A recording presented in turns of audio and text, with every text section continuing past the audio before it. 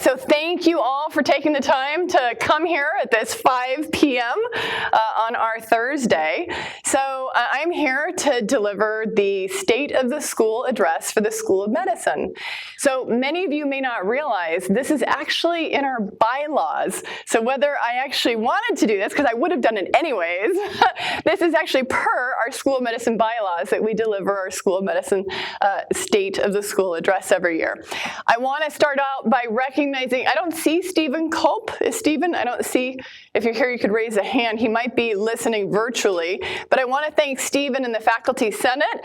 So we also did solicit some agenda items, and many of them are going to be covered in the State of the School address, but because not all of them, and we won't have time for Q&A, we're having a separate general faculty meeting on December 8th.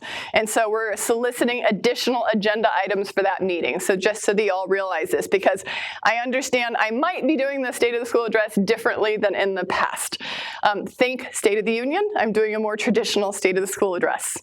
So I also want to thank our leadership. We have 2 of our 3 executive vice presidents here today. Our third one is on his way, but I really want to recognize and thank. We have J.J. Davis, who is our University Chief Operating Officer. We have Dr. Craig Kent, who is our CEO of UVA Health, and our Provost, Ian Bockham, is on his way, and hopefully will make it here. So I want to thank the 3 of you in particular for being here. Jim Ryan would have been here. However, because we changed the date, he's traveling. So again, thank you all for that. All right, so let me start with our State of the School address. All right, so I thought I'd start with just our very basic structure. So we are one of 12 different schools across the university, and we are part of UVA Health. Our school, and we also have our Dean of our School of Nursing, right away. So Marianne Birdholm, thank you so much for being here. We are the 2 schools that are part of our overarching umbrella of UVA Health, which is part of UVA, the university. We also have in our school, we have 21 clinical departments. We have 8 research departments. We have 6 of what we call our big C centers. And then of course the support that we have in the dean's office. Our mission, which is really why we exist, is to transform health and inspire hope for all Virginians and beyond. And I think that's a really important statement that we should all absorb. And our vision, which is really who and what we aspire to be, is to be the nation's leading public academic health system and best place to work, while transforming patient care, research, education, and engagement with the diverse communities that we serve. We also have very important values, and I have learned while being here for the last 14 months that I really do appreciate that everyone values the Aspire system, because we aspire to create a culture of excellence, engagement, and trust through accountability, stewardship, professionalism, integrity, respect, and equality, diversity, and inclusion. And new, and you will be seeing this when you see the strategic plan, which I will touch on near the end, is we now have guiding principles. And I think these guiding principles are very important because this is really how we achieve our vision. So our guiding principles are to care for, empower, and support the fellow team members in our school, strive for excellence across all of our missions, make transparent and data-driven decisions, provide the highest quality, unparalleled safety, and exceptional care experience, be a learning organization, and be responsible managers of our financial, environmental, and other resources, have very clear objectives, measure our results, and celebrate our successes. And then, of course, deepen community engagement and foster healthy communities. I think these are really important, and I think that you can really rely on these when you are making your own decisions. Refer to our mission, our vision, and are you following our guiding principles and our values? So let me start with the most important aspect of the School of Medicine, This is the people. This is all of you in this room, and I love this photo. I see many smiles on the faces right now. It is a happy photo. So our people. So this is to start off and to show the leadership in the School of Medicine, and I want to thank, because many of you on this slide are in this room today, so thank you, and many of you are listening, those who are traveling. So there's the dean. Then you see our 4 senior associate deans pictured for faculty affairs, education, diversity, equity, inclusion, and research. You see our chief operating officer, Jeremy Sabisky, our chief of staff, Mark Weathers, and our associate dean for finance and administration, Allison Holt. You then see our amazing 8 chairs of our research departments. Most of you are here right now. You see our 6 also amazing center directors. Many of you are here in the room right now. And then we have our leadership for our clinical departments, our 21 clinical departments. And so thank you all for everything that you do, because this School of Medicine and managing this School of Medicine is incredibly important, and you guys all do a great job with this. We also have new leaders. So we have new leaders. A few were on those slides, but we've had a busy year last year recruiting. And so Charles Farber, my very first leadership appointment, you can see that Charles Farber, he started as the director for the Center of Public Health Genomics, but I think I appointed you in November. It was like 6 weeks after I started, so very good. I will always remember you as the first leadership appointment I made. Then Dr. Gehrig gets to be known for the first chair appointment that I was able to make at this institution, who's our chair of obstetrics and gynecology. And Dr. Alan Sung, I don't see Dr. Alan Sung. He started on the same day as Dr. Gehrig on June 27th for our Department of Surgery. Our most recent addition is our own Shane Pierce-Cotler, and she recently started her position on September 15th for biomedical engineering. And then our 3 new hires who are about to show up. So Anya Belinsky, she's starting here in 5 days, and I believe she's remote right now as our chair of biochemistry and molecular genetics. Dr. Scott Hollenbeck, who's going to be starting for plastic surgery, is coming in 2.5 weeks. And Mariano Garcia Blanco is coming for microbiology, immunology, and cancer biology in the 1st of January. So really excited for our new leaders who are joining the team. Our faculty. So this is our faculty growth over time. And you can see that we have had steady faculty growth. And one thing that I'd like to point out is you can see we had 1247 faculty at the end of the academic year, but year to date, we're already at 1269. And so I anticipate that we're definitely going to continue to have further growth throughout the rest of this year. It's also important that we look at our departures. And so the orange line, you can see, is our departure rate. And you can see the departures are in the orange bar and the new hires are in the blue bar. And so what's important to know is we track this. It's very important to learn why individuals might be leaving. This includes voluntary departures, involuntary departures, and retirements are all in that bucket. But our departure rate is actually low. Our departure rate, the AAMC reports at an average, a 3-year rolling departure rate for all schools of medicine, and it's about 9.6%. So our rate is actually low. And I want to point out, I do find it interesting, there was a blip in 22, but our year-to-date departure rate is very low. Our new hires are outpacing the departures almost 5-to-1, which is interesting. So we keep a close eye on this. When you look at our makeup, we're about 1/3 for assistant, associate, and full professor.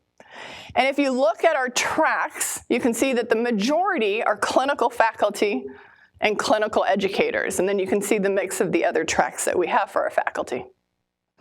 When looking at our departures, this is something new that we were able to do starting last year, and it's actually on our BI portal so that anyone can look at this.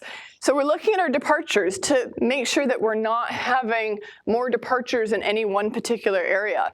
And so you can see it's relatively similar on the rank. There's no patterns coming out on track. And I was very happy to see that our departures were relatively similar in gender and for URIM status. So again, this is very important, and we are tracking this very closely going forward. Now, promotion and tenure, and Dr. Sue Pollard sitting over here, it was a banner year last year. And I really want to thank Dr. Pollard and her team, because this is a lot of work. The P&T committee, because right now we still have one P&T committee that manages all of this. So we had a banner year. We had 102 promotions or tenures last year. And you can see that's 8.2%. That's amazing. We have never had that many. And what I want to point out is when we look at this by gender, so we have 40% of our faculty are females, but guess what the rate for the promotion and tenure was? 48% for women. So far above what our actual representation is. For underrepresented in medicine, it was exactly what our representation is, 6%, and we had 6%.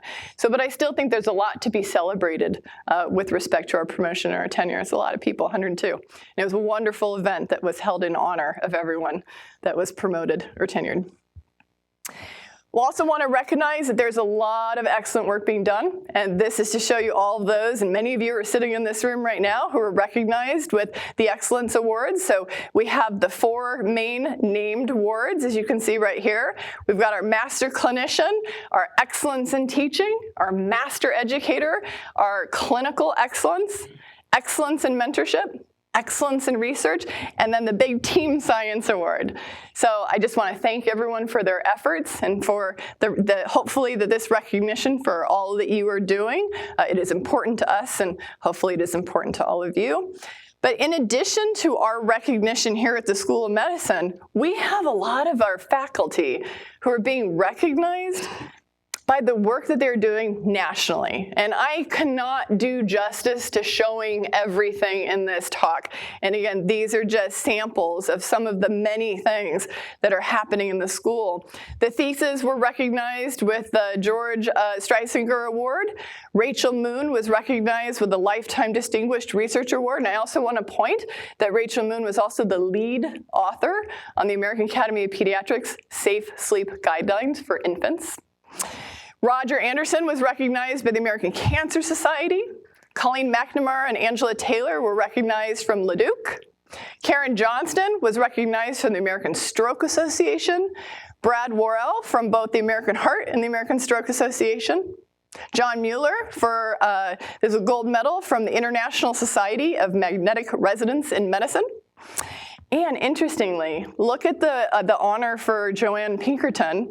So Joanne was recognized by PubMed as being in the top 0.1% of scholars writing about menopause over the last 10 years. That is having an impact. We also had Craig Meyer, who was inducted into the National Academy of Inventors.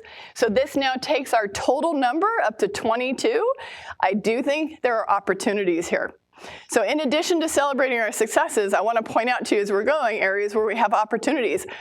We have so many people doing amazing things. And I think on this particular issue, it's really just trying to nominate more individuals for the National Academy. And so hopefully we can tackle that going forward. I also want to recognize that we've had quite a few individuals who are really influencing at the national level by serving as presidents of national societies in their own specialties. So this is definitely a way for folks to use their voice and to have an impact on their specialty. I also have Lily on here. I know you were not a president. I know Lily's here somewhere. But Lily is serving on the U.S. Preventative Task Force as a member, which is a pretty high honor as well. So I wanted to include that here. So great work in representing and getting out there. And we also have individuals who are editors of these are world journals. I mean, so these are our top journals, and we have 7 individuals who are editors. We have so many more that are deputy editors, associate editors, you name it. This is, again, I cannot do justice to show all the many amazing things that people are doing, but this is another way to influence the national conversation. Now, new last year, we developed department annual goals. And so what this was is all 29 departments and 6 centers were asked to develop goals on all the different mission areas that you see here. So we had 275 goals. I'm happy to report that as a group, we completed 80% of them. And we had many departments that hit 100%. So I just want to thank you for the efforts, because this was a way to help move the needle and make progress on these many areas. And I'm really excited. I haven't seen the final list of the goals for this current year, but it's going to be more than 275, I can tell, because folks were adding goals left and right. I love it. Now, was that a good thing or a bad thing? The other important thing that we did last year is we committed to the salary equity study. And I do see Carol Manning here. I want to thank her and several others who really championed for this. And I do want to thank our provost. I'm not sure that he made it yet, but for approving that we could do this study. So this study, we finalized a contract with DCI to do this. This is a salary equity study on all faculty in the entire School of Medicine. And as you all saw, because I presented this in every single department, we pulled data on 55 variables from all the different systems throughout UVA. Now, the data was pulled and given to DCI. DCI is still in the analysis phase. We were a little aggressive in the timeline we originally proposed. We are literally at the point doing a lot of data checking and validating, because you can imagine with over 1,200 faculty and 55 variables, we need to make sure that the data pulls were accurate. And so it's still in the data analysis phase. There will be an executive summary that will be released as soon as we have the results of this study. So just know it is still active, and we're meeting with them weekly so that we can get this done. Research. So a very important mission for a School of Medicine, very important to our university. So this is the graph of our total research award dollars over time. So we're doing good. However, I will point out opportunities. And so you can see that the last several years kind of flattened out a little bit. And so I do think this is a clear opportunity for our School of Medicine going forward. I'll show you a couple more slides. When you look at our research portfolio, so our biggest sponsor is the NIH, as you can see here, 63% of our total portfolio. Followed by, we've got industry, we have some other that's largely intramural, we have foundation support and some state support. When you look at our NIH portfolio, this is our growth over time. And you might also notice the same thing. We kind of have a couple years where it's flat, then we jump. A couple years where it's flat, then we jump. A couple years where it's flat.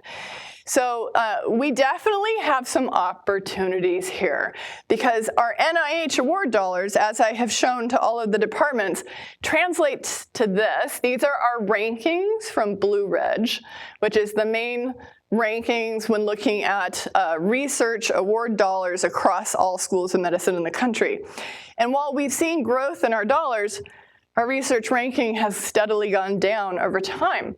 And it simply tells us we have not been keeping up with our peers in growing our research program. We also have not been keeping up with the NIH growth rate as well. But I will say that there is a lot to come.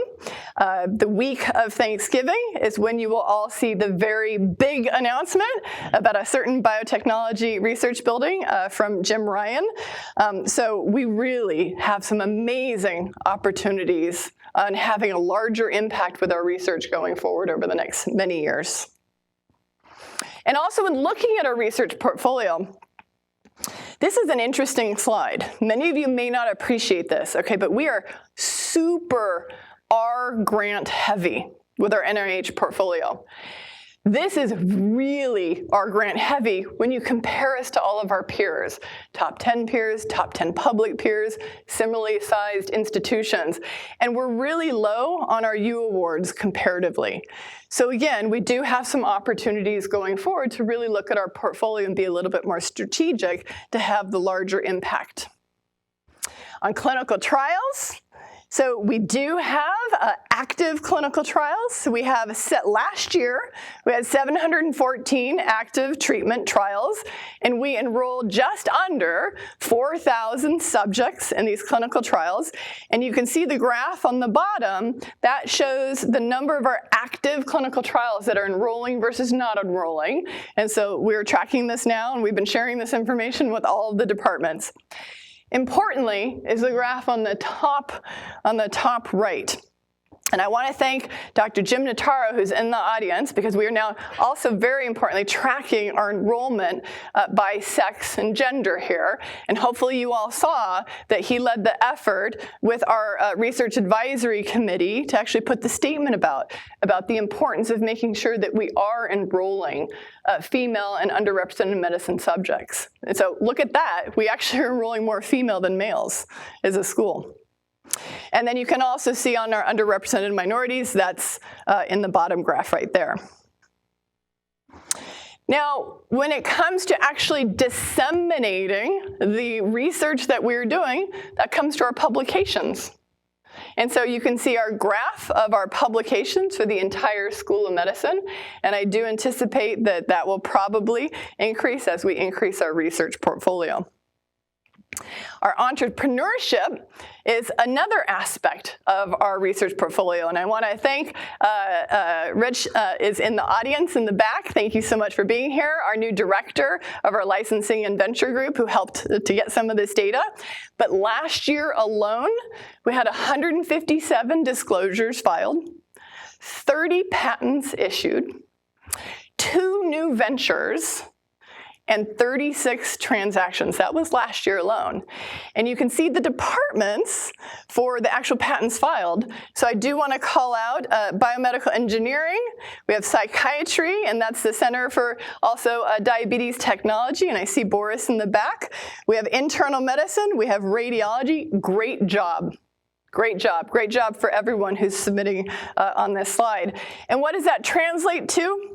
The blue bars, that's the IP revenue that's been coming into the School of Medicine. So here's where I did reach out to Rich because I wish I had the data going further back. But Rich confirmed that 2016 was a one-time IP revenue little blip. But we would like to see this having a larger impact in this space. And I think that with the new biotechnology research building and with the types of recruitments we're going to be doing, this is something that I think that we're going to be able to have a greater impact in. I do want to recognize Kimberly Kelly. So Kimberly Kelly is a great example of one of our own biomedical engineering professors who is in this space with entrepreneurship. So if you had not seen, so she basically launched Zeal Bio, and after they received $25 million in Series A financing, in 2022, they announced that they're going to start a phase 1, phase 2 clinical trial for their monoclonal antibody. So pretty cool, pretty amazing.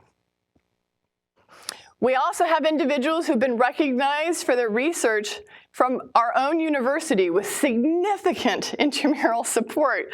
So Colleen McNamara and Taji Harris both received, as you can see, considerable support from the P2P program from the university. That was phenomenal. That just happened last year. And we also had the grand challenges for neuroscience, and the university, UVA Health, and the School of Medicine invested $17 million, and this is translating to 7 new research hires and 3 new core facilities. And you could see the departments that are definitely benefiting, many of which are sitting in this room and have a lot of recruiting to do. So this is really a good investment. We also have folks that are having an impact beyond our walls that's considerable. So Josh and Zimmer, he became an Howard Hughes Medical Institute investigator last year and received $9 million for this. He's the second only HHMI investigator in the history of our School of Medicine.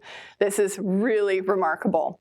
We also have Shannon Moonha, who received basically the Individual Biomedical Research Award from the Hartwell Foundation, which is recognizing UVA in their top 10 centers for the 16th time in a row. Ji Sun received almost $8 million for studying influenza.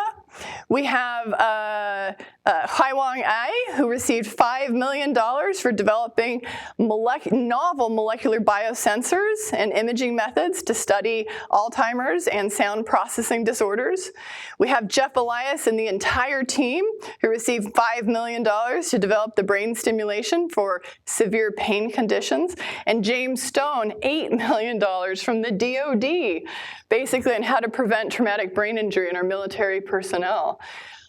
Really amazing work is being done. So while our research program may be on the smaller size, the research that we are doing here is incredibly impactful. And I want to make sure that all of you walk out of this room understanding that. We also have folks that are routinely publishing. I could only put a few on here just to recognize some of our work is being featured in National Geographic. So this is for Dr. Puglia and Pelfrey. We routinely are publishing in Science, Nature, Cell, Circulation Research, you name it. So these are just a few that we are highlighting on this slide. And lastly, our impact on COVID research. Our impact with COVID research has been considerable. There are so many people who have contributed to this effort. We have individuals who've been working to identify viral variants, folks who collaborate with the Virginia Department of Health through systematic testing. We have folks trying to understand long-haul COVID, testing COVID therapies, evaluating vaccines, conducting the clinical trials, informing the public. I am sure you have all seen Tyson Bell and Kosi Sifri on the news at one point or another. They're doing a great job. And also providing support. So this is a great team effort from so many people. So thank you all for your efforts here.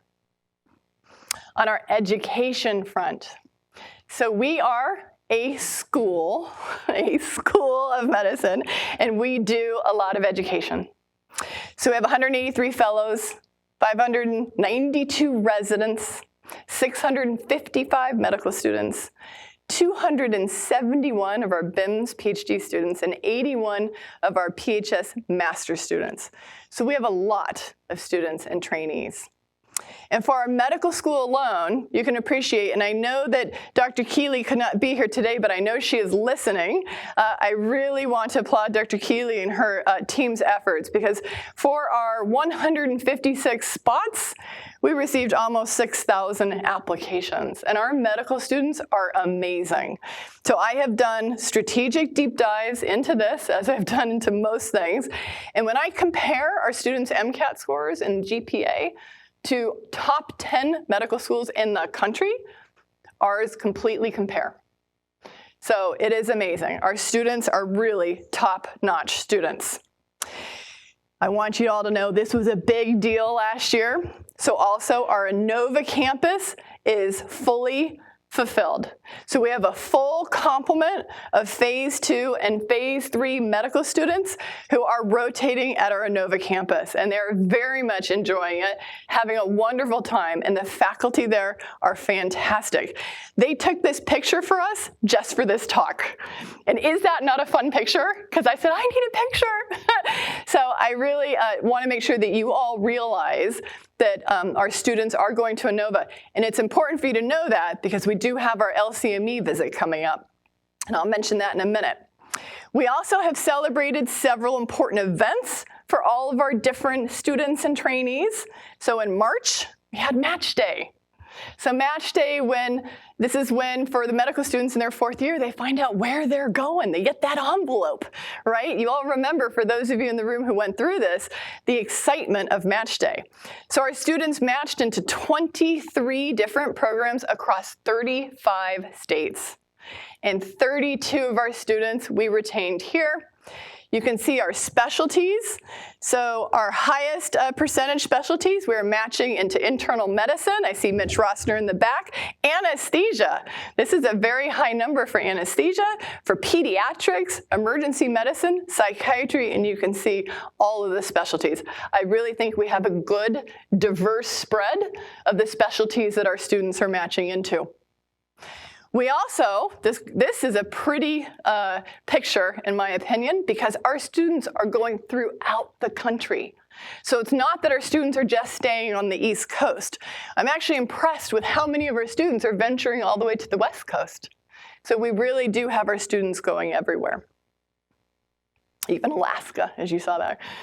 We also celebrated in April our BIMS lab coat ceremony. So this is for our PhD graduate students at the end of their first year when they have identified the lab and the mentor that they're going into, the lab they're going into and their mentor. We have a similar ceremony where they get their white lab coat. And this is also an amazing thing. So we had 50 students going into our 8 different disciplines. And I will tell you another important thing we did last year was we expanded our BIMS graduate program by 5 slots in an enduring manner. So this was another commitment from the School of Medicine to our graduate program. So that was very important that we did that. We also celebrate graduation for all of our degree granting programs. So we granted 165 degrees, MD degrees, 39 PhDs, and then 62 Masters of Public Health and 27 Masters of Science. So while the term is medical school, we have the 4 different degree granting programs. We also had the white coat ceremony. Now I am cheating a little by showing because this was August, so it wasn't technically last year, but of course I wasn't here for that, so that's why I'm showing this. So I was here for this one. So this is the white coat ceremony when our first year medical students are brand new and they get their white coats for the first time. And look at this look. We even have students who are able to get their white coats put on by their father. I mean, it's just that we had many folks who had that scenario. So this was also a very happy day. Those are so fun. And then I want to thank Doug Bayless. I saw Doug. Doug. So we had fun last year as we were going through our department annual reviews. And what we realized is we had a couple different departments who were telling us they had very long-standing T32 grants. So for those of you who don't know what the T32 grants are, these are our training grants for our graduate students and our postdocs. So at UVA, in the School of Medicine, we have 13 of these. And what we learned, Doug actually, because there was a little competition on who had the oldest, is Doug went and did the research for us. And what we found out is we actually have 5 T32 grants that have been continuously funded for 44 years or more. Now, to give you context on how remarkable that truly is, less than 10% of all T32s in the country have this longevity, and there's only 5 in the entire country that are older than 48 years. The one that Kevin is leading for pharmacology. Only 5 in the country that are longer standing. So that is really, truly impressive. So I want to thank all of the investigators and the PIs and the trainees on these grants and all the mentors. So that is wonderful. I would like to see us have more than 13, so there's another opportunity. And then our LCME accreditation. Oh gosh, almost everyone in this room, I think, is helping with this. So I want to thank you. Thank you also on behalf of Meg Keeley and her entire team who are working tirelessly. This is important. This is our accreditation for this School of Medicine. So if Meg Keeley or anyone on her team reaches out to you for help, please just say yes. So we have the mock site visit in January and the actual LCME visit in March. So a lot of work, and again, thank you all for helping with this. And then lastly, our residency programs. So Doximity ranks residency programs. Now, whether we agree with this ranking or not, because it's really a popularity contest in a way, it's out there, and this is what medical students do look at. And so we wanted to find out where all of our programs are, and so this is where our residency programs fall with the Doximity rankings. And look at the orange. We have 6 residency programs that are ranked in the top decile in the country.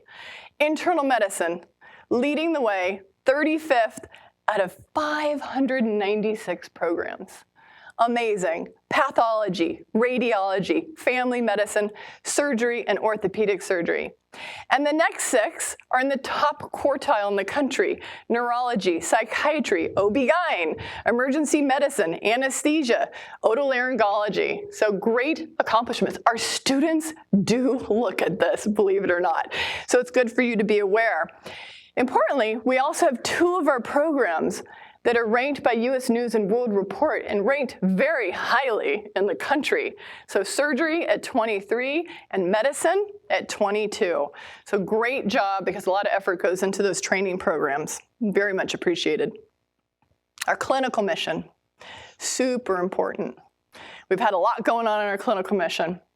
So we are now part of a larger healthcare system that has 4 hospitals, 2 physician groups. It's a $3.7 billion healthcare enterprise. Might be changing, I don't know, but as of right now, 3.7. And combined, we have over 1,000 beds. We offer care to a lot of individuals. Here is our growth of this is our work RVU, which is one measure of our clinical productivity, and you can see that we have been growing over time. This is here at the medical center with our departments. This is here only, it's not the larger system. And we did something really important last year. So many of you in this room will know that we had a lot of really intense discussions about integrating our revenue cycle and our contracting across UVA Health. And we did it. It was a lot of hard work.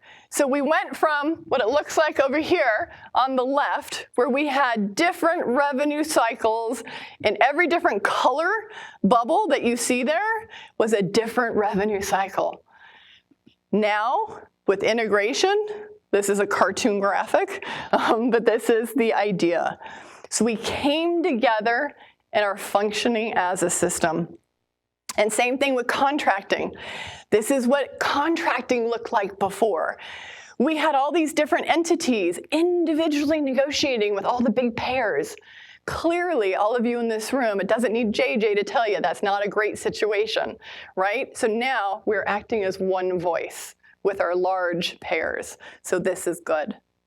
And I'll show you, this is our most recent revenue cycle key performance indicators. And we now have this. This is on the BI portal. Anybody can log in who has one of our user IDs, so you guys can all see this. This was the data pull from 11 days ago on October 29th. And just to beeline in on one of the most important parts is our net collection ratio. Now, we are still in the final phases of the integration, and Doug will come and spell that out a little bit more at the general faculty meeting on the 8th. But I think it's important for you to note that even though we're still in the final phases of the integration, our net collection ratio for UPG already has gone up about a point, and the same for the medical center on the bottom has gone up for a point.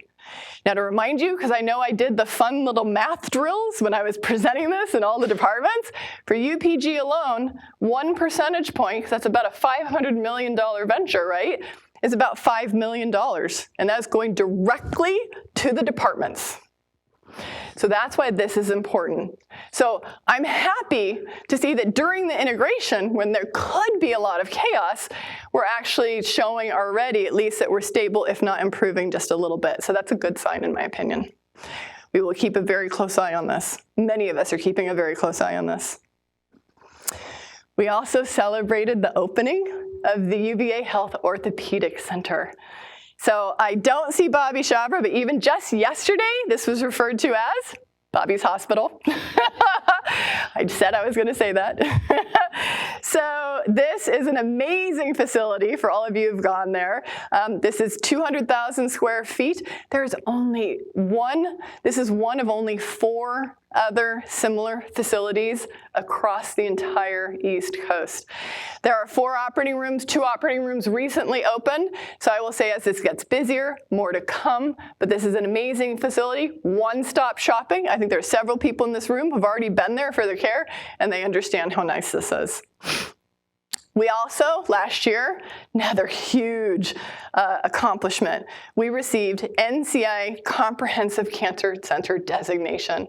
So Tom Loughran and his team deserve a tremendous amount of credit for the hard work involved in this.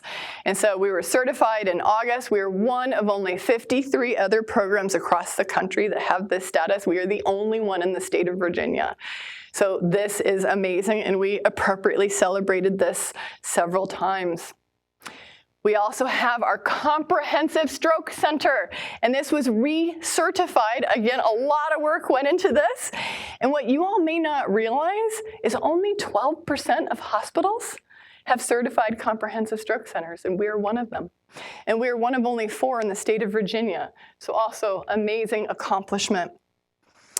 We also just had, and I believe this is on the cover of our Alumni magazine right now, is we now have the world's first focused ultrasound cancer immunotherapy center. An $8 million investment, and again, another area where we will have a clear impact in helping patients. Our pediatrics, our hospital, unbelievable. So look at all of the accolades that our pediatric group receives. So all of the rankings and U.S. News and World Report, our pediatric cardiology and heart program ranked 20 in the country. Neonatology, pediatric neurology and neurosurgery, pediatric GI and GI surgery, pediatric pulmonary and lung surgery, and also pediatric diabetes and endocrinology. So amazing, amazing job. I know I was recently at the Department of Pediatrics, and I keep telling them what a great job they are doing. On our adult side, we have many programs through which we have high-performing honors: cancer, cardiology and heart surgery, diabetes and endocrinology, orthopedics, pulmonary and lung surgery, and urology. So great job. We have some opportunities, and we all know them, and we are working on them. And then we also have some recognition here that is interesting, more to be proud of. Newsweek, we were ranked number 42, the 42nd hospital in the world. Pretty cool. We have Wendy Horton sitting over here, our CEO. We also ranked neurosurgery, oncology, cardiology. Also, best maternity hospital. We got 5 ribbons. We're among the best for maternity care. And also, we're recognized as the #1 hospital in the state of Virginia from Newsweek, along with neurosurgery and oncology. So it's nice to have recognition for a lot of the hard work that we are doing. Diversity. So this is what our numbers are for representation. And what you see is one column is our representation for female, and the other column is for our underrepresented in medicine. And I will tell you that we are doing very well if you work your way from the bottom up with our representation in our master's program, our BIMS program, and our medical students and our trainees. Where our biggest opportunity is for underrepresented medicine faculty. So we're at 6.4%. Nationally, AAMC is at 10%. So we do have some opportunities here to improve what we look like so that we look like the patients that we are serving. Our community would like that. Now we're doing really well on faculty, on female faculty. We're only 1 percentage point below the AAMC, which is 41. And I actually think that we are probably going to get to that 41 very quickly.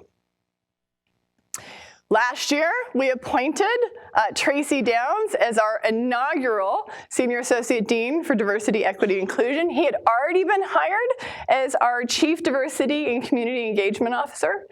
And so this was a very intentional decision because I wanted all things for diversity, equity, inclusion for the school and UVA Health to roll up to one person so we could have alignment of all of our efforts. And we are very fortunate that Tracy accepted that role.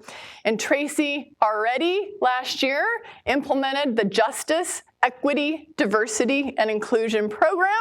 We now have JEDI strategists in all 29 of our departments, and they are now funded.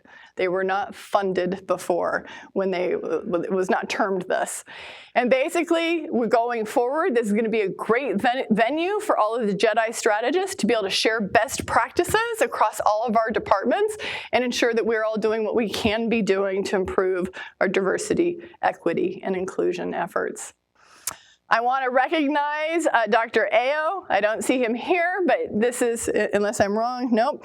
But Dr. Ayo put together the Neuroscience and Immunology Diversity Symposium last year, and it was fantastic.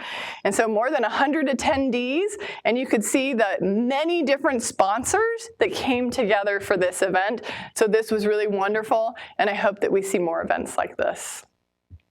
Our community, I'm glad you were still here to see your picture. he might have to leave a little early. And so we definitely have a lot of community engagement.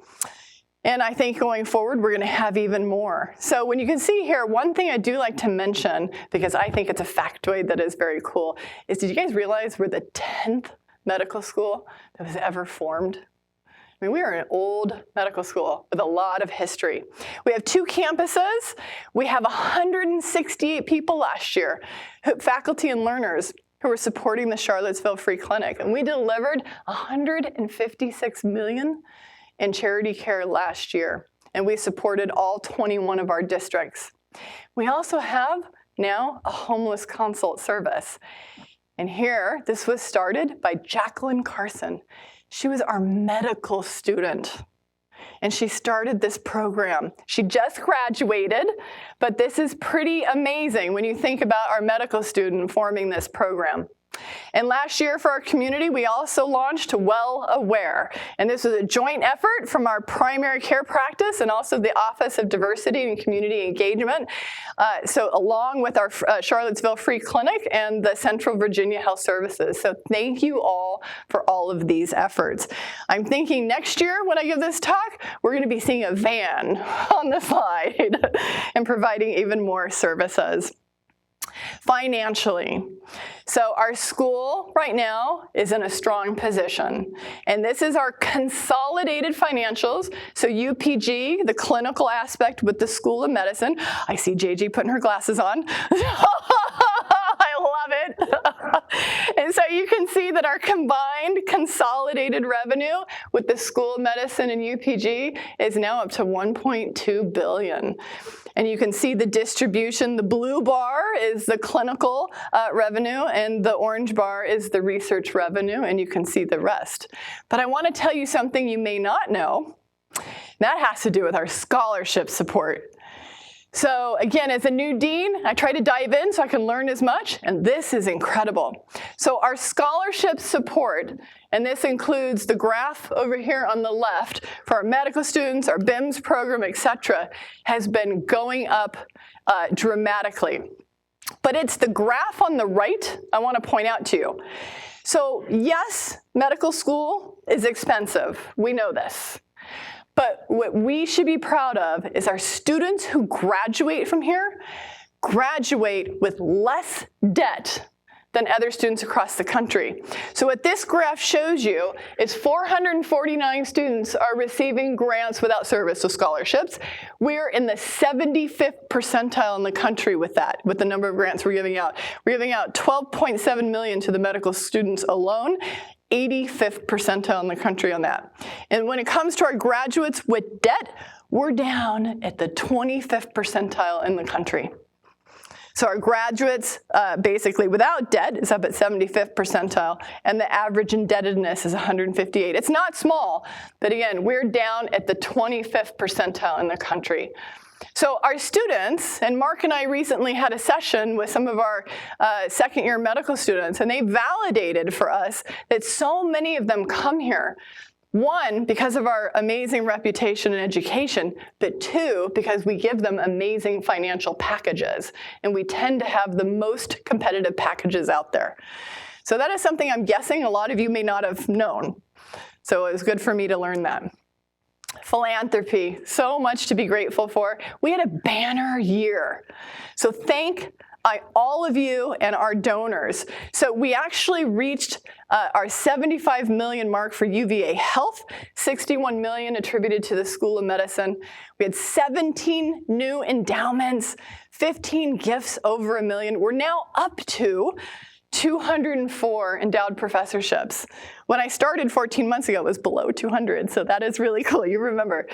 So it is amazing. And when it comes to our efforts, these are just a few of so many amazing efforts. The picture 2 slides earlier, the Mary and Charles Henderson Endowment for Faculty Excellence, amazing. They gave a new gift for that. We also have on the picture, the slide right before this was Brad and Laura Glass, who've contributed to the LGL Leukemia Research Fund, and it just goes on. And the third one we're mentioning here, this is to increase access to medical education, the Wood-Nash Bicentennial Scholarship Fund, named after our school's first 2 Black graduates. Pretty amazing. So I love all the aspects of philanthropy. Our alumni, I've come to learn quite a bit. Our alumni are incredible, and I want to thank the 2 of you who are here from our Alumni Foundation. So we recently had an alumni event. But before I get to that picture, this is just to show you that we had incredible alumni giving as well. So last year, $6.2 million in alumni giving. We have over 7,000 medical school alumni, over 1,200 BIMS alumni, and over 700 from our master's program.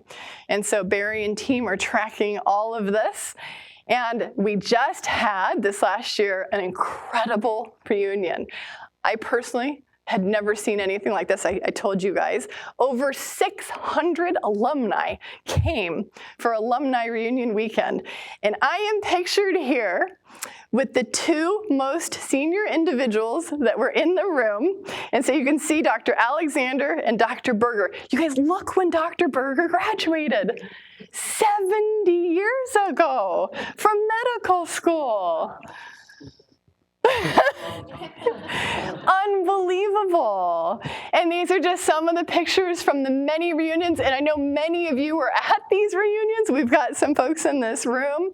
So it was a lot of fun, and I really enjoyed getting to meet everybody.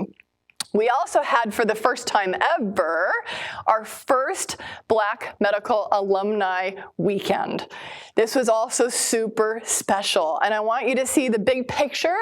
So one of the gifts was to our former Dean Wilkes, and you can see that as a painting. And next on each side, and Dean Wilkes is up in the back, and then you can see on each side is Dr. Wood and Dr. Penn. And they're also depicted in the painting. I tried to take the painting so we could put it in the School of Medicine, no luck.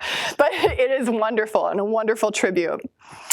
On our communications, the last section I'm going to mention, we've had a busy year, and I hope that you all have noticed what we have been trying to do is increase the communications for the School of Medicine and to really communicate all the amazing things that are being done on a weekly basis. So as you know, we formed and started our first Medicine in Motion newsletter back in March. And this now comes out every Thursday at 6 in the morning, and hopefully you saw this morning, and that's an example of our website. I also released my 1-year message as a dean, so I hit that mark just under 2 months ago.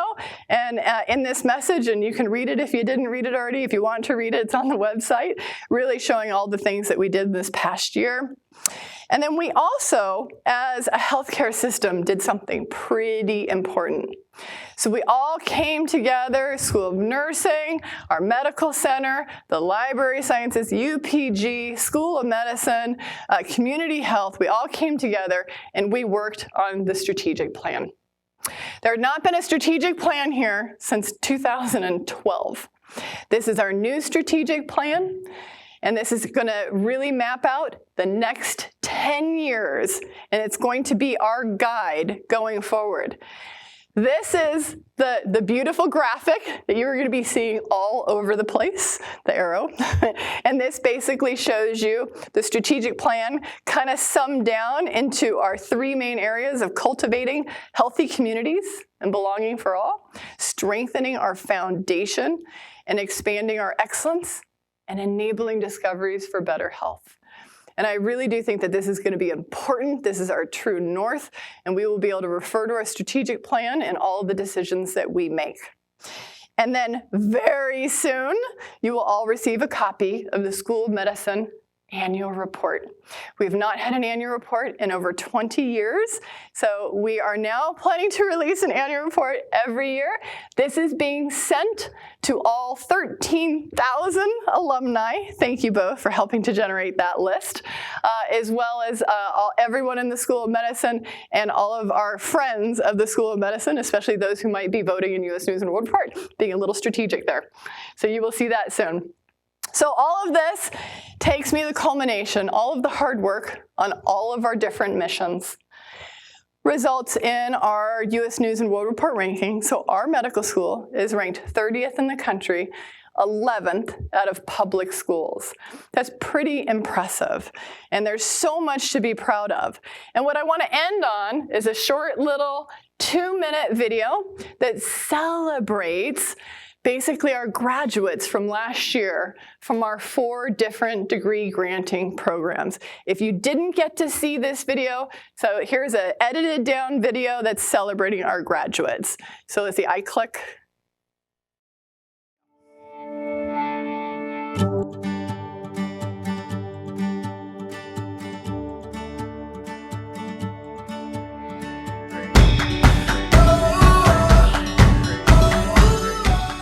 Doctors of the class of 2022, it is a great privilege and joy to now acknowledge your many academic accomplishments and contributions. You have received the highest praise from patients, residents, and faculty for your compassion, your knowledge, your skills, and your dedicated effort. We applaud you individually and as a class for your outstanding achievements. If it takes forever, we'll get there together. Today, you become a doctor. The gravity of today will be with you for the rest of your life, and it will be shared with all of the patients that you care for. And I'm happy and truly honored to share this moment with you today. Anything, come on, anything, come on, I don't care, I go with you anywhere. We're ready for anything, we're ready for anything, we're ready for anything.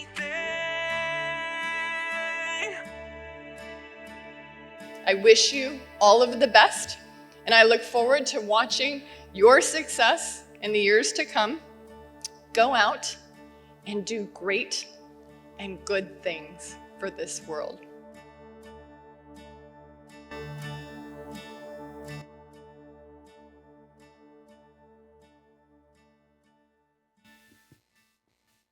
So I will end by saying that the state of our School of Medicine is strong.